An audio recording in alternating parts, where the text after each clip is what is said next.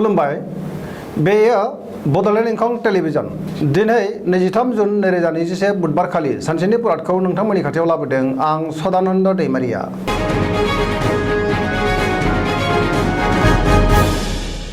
सिगां फरायनो लादों मेष राशि गिबि हांखो अ ल दिनैनि साना जोबोर मोजां गोबां मोजां खाबु मोननानै गोसोखौ दिनै जोबोर गोजोननाय मोनगोन देहाया दिनै मोजाङै थागोन रांखावरियाव जोबोर मोजां होनजायो आयआ बांगोन बेफार फालांगियाव जोबोर मोजां मुलाम्फा मोनगोन मावनो लानाय खामानिखौ थि समावनो मावफुंनो हागोन नखराव अनलायनाय फैगोन गोसोनि साननायफोरा जाफुंगोन गुबुनजों अनसायजागोन समाजाव गोबां मान मोनगोन सेंग्रा सिख्लाफ्रा गावबा गावनि गोसोनि साननायखौ फोरमायलायनो हागोन गोसोआ दिनै जोबोर रमान्टिक जागोन धोरोमारि बिथिङाव गोसो दुंखांगोन लाइमोनफोरा मोजां खौरां मोनगोन फरायसाफोरा फरायनायाव गोसो दुंखांगोन आरो मोजां फिथाइ मोननोबो हागोन सरासनस्रायै दिनै साना जोबोर मोजां आरो मोजाङैनो बारग'लांगोन।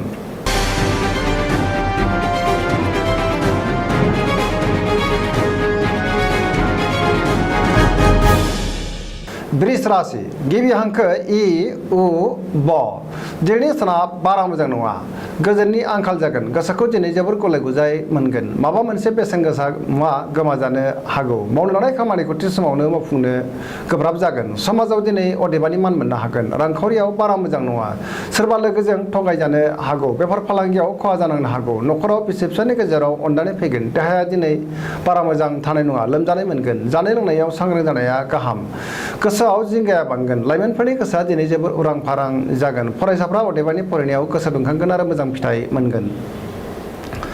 मिथुन राशि गिबि हांखो ख स दिनैनि साना बारा मोजां नङा सोरनिबा सायाव गोबां रागा जोंफ्लांनो हागौ मावनो लानाय खामानिखौ थि समावनो मावफुंनो गोब्राब जागोन गोसोखौ दिनै जोबोर उसुखुथु मोनगोन देहाया दिनै बारा मोजां थानाय नङा गगा बायदि रोखोमनि देहायारि जेंनायाव गोग्लैनांनो हागौ रांखावरियाव मोजां होनजायो बेफार फालांगियावबो मोजां मुलाम्फा मोननो हागोन नखराव अनलायनाय फैगोन समाजाव मान मोनगोन गोसोनि बोलोआ बांगोन गुबुननि गोसोखौ बोनो हागोन गुबुननि थाखाय नाथाय नाङा फाङा जेंनायाव गोग्लैनांनो हागौ सांग्रां जानाया गाहाम।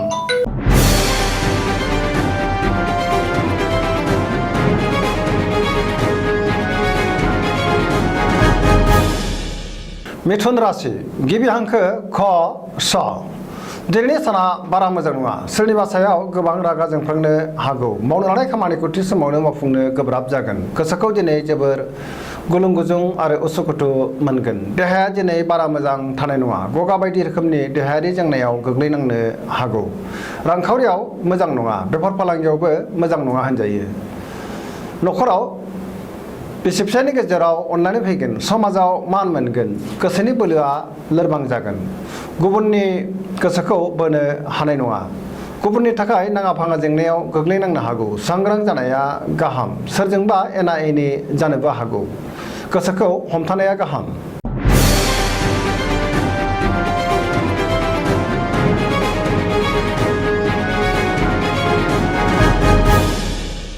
कर्कट राशि गिबि हांखो ड ड ह दिनैनि साना जोबोर मोजां गोबां धोन मोननो हागौ गोसोखौ दिनै जोबोर गोजोननाय मोनगोन माखौबा साननानै गोसोआ दिनै जोबोर खुसि जागोन मावनो लानाय खामानिखौ थि समावनो मावफुंनो हागोन रांखावरियाव जोबोर मोजां होनजायो मोननो गोनांथारखौ दिनै मोननो हागोन बेफार फालांगियावबो जोबोर मोजां मुलाम्फा मोनगोन देहाया दिनै मोजाङै थागोन गुबुननि हेफाजाब मोनगोन नखराव बिसि फिसायनि गेजेराव अनलायनाय फैगोन बिदा फंबायनि हेफाजाब मोनगोन गोदान खामानियाव आखाइ होजेननो हागोन सोरबा लोगोआ मोजां खौरां होफैगोन पजिटिभ एनार्जिनि गोहोम गोग्लैगोन गोसोनि साननायफोरा जाफुंगोन लाइमोनफोरनि गोसोआ दिनै जोबोर रमान्टिक जागोन बयजोंबो अनसायजागोन फरायसाफ्रा फरायनायाव गोसो दुंखांगोन आरो मोजां फिथाइ मोननोबो हागोन।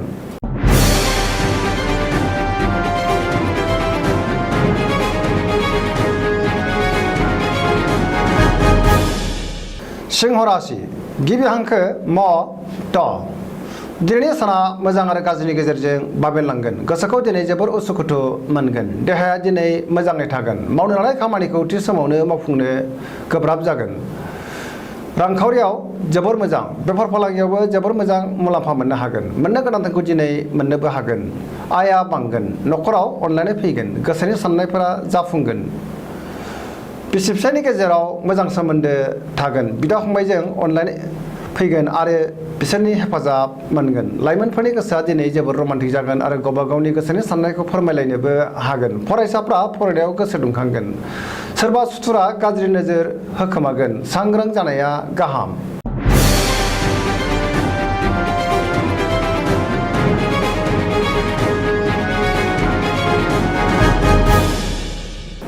कन्या राशि गिबि हांखो प ट दिनैनि साना जोबोर मोजां। गोबां मोजां खाबु फैगोन। गोसोखौ दिनै जोबोर गोजोननाय मोनगोन। गुबुननि गोसोखौ गोरलैयैनो बोनो हागोन। बहानिफ्रायबा मोजां खौरां मोनगोन। रांखावरियाव जोबोर मोजां होनजायो। अब्लाबो नाथाय खरसायाबो बांगोन। बेफार फालांगियाव मोजां मुलाम्फा मोनगोन। आयआ बांगोन। देहाया दिनै मोजाङै थागोन। न'खराव बिसि फिसायनि गेजेराव अननानै फैगोन। बिदा फंबायनि हेफाजाब मोनगोन। गोबां खामानियाव मुखुब थागोन आरो मावफुंनोबो हागोन। समाजाव मान मोनगोन। बहाबा थांनो एबा दावबायहैनो खाबु मोनगोन। लाइमोनफोरा जोबोर रमान्टिक जागोन। फरायसाफ्रा फरायनायाव गोसो दुंखांगोन आरो मोजां फिथाइ मोननो हागोन।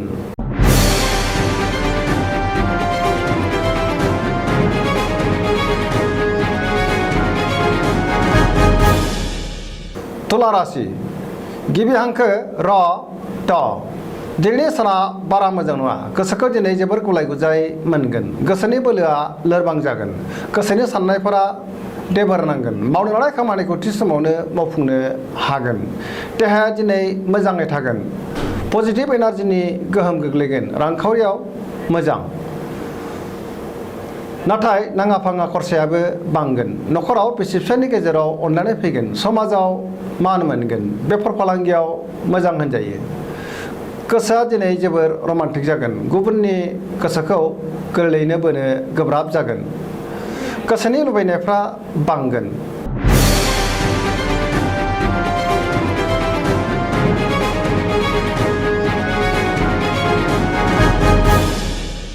वृश्चिक राशि गिबि हांखो न स दिनैनि साना मोजां आरो गाज्रिनि गेजेरजों बाबेनलांगोन। गोसोखौ दिनै जोबोर उसुखुथु मोनगोन। मावनो लानाय खामानिखौ थि समावनो मावफुंनो गोब्राब जागोन। गोबां बिथिङाव हेंथा नुजागोन। सोरबा गोजाम लोगोजों बहाबा लोगो मोनलायगोन। गोसोनि साननायफ्रा देबर नांगोन। समाजाव अदेबानि मान मोननो हागोन। न'खराव अनलायनाय फैगोन।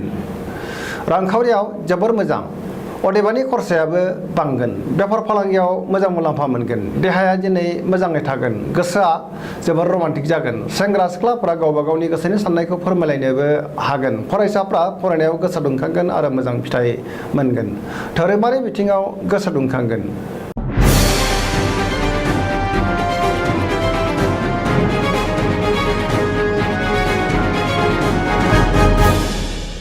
धनु राशि गिबि हांखो ध फ भ दिनैनि साना जोबोर मोजां। गोसोखौ जोबोर गोजोननाय मोनगोन। अदेबानि मावनो लानाय खामानिखौ थि समावनो मावफुंनो हागोन।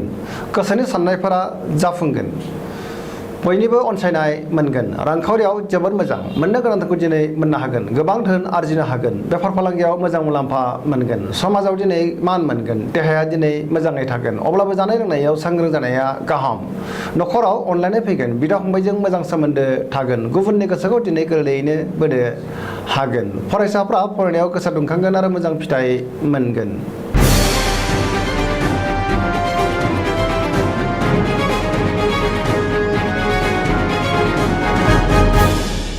मकर राशि गिबि हांखो ख ज दिनैनि साना बारा मोजां नङा। गोसोआव जिंगाया बांगोन। गोसोखौ दिनै जोबोर उसुखुथु मोनगोन। देहाया दिनै मोजाङै थागोन। अब्लाबो नाथाय जानाय लोंनायाव सांग्रां जानाया गाहाम।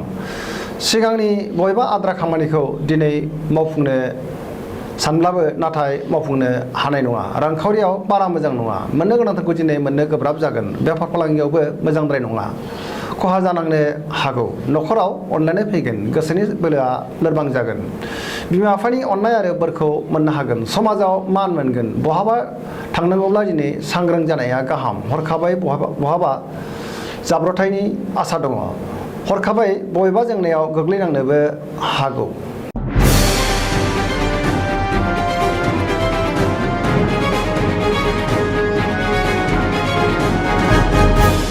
कुम्भ राशि गिबि हांखो ग स स दिनैनि साना बारा मोजां नङा सुथुरा बांगोन गोसोखौ दिनै जोबोर गुलाय गुजाय मोनगोन मावनो लानाय खामानिखौ थि समावनो मावफुंनो गोब्राब जागोन समाजाव मान मोनगोन लोगोफोरजों मोजां सोमोन्दो लाखिनो गोब्राब जागोन सोरनिबा सायाव गोबां रागा जोंफ्लांनो हागौ गोसोखौ हमथानाया मोजां गोबां मुंदांखा सुबुंजों लोगो मोनलायगोन रांखावरियाव मोजां होनजायो नाथाय खरसायाबो बांगोन बहानिफ्रायबा गोबां धोन मोननायनि खाबुबो जागोन देहाया दिनै मोजाङै थागोन न'खराव अनलायनाय फैगोन बहाबा दावबायहैनो खाबु मोनगोन फरायसाफ्रा फरायनायाव गोसो दुंखांगोन आरो मोजां फिथाइ मोननोबो हागोन धोरोमारि बिथिङावबो गोसो दुंखांगोन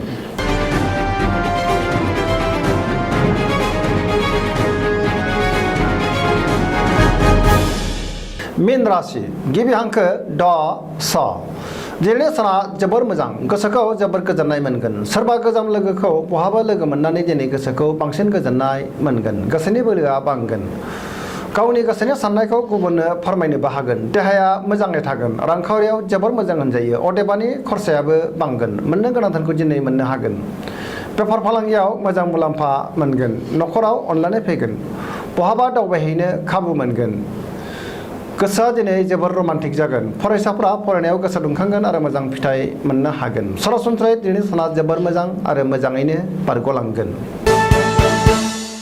दिनैनि राशि फरायनाया एसेनोसै जोबनायाव बेखौनो खावलायो जाहाथे नोंथांमोना सानफ्रामबो जोंनि बे बड'लेण्ड इंखं टेलिभिजनखौ नायबाय थायो आरो साबस्क्राइब खालामो एसेनोसै गोजोन्थों।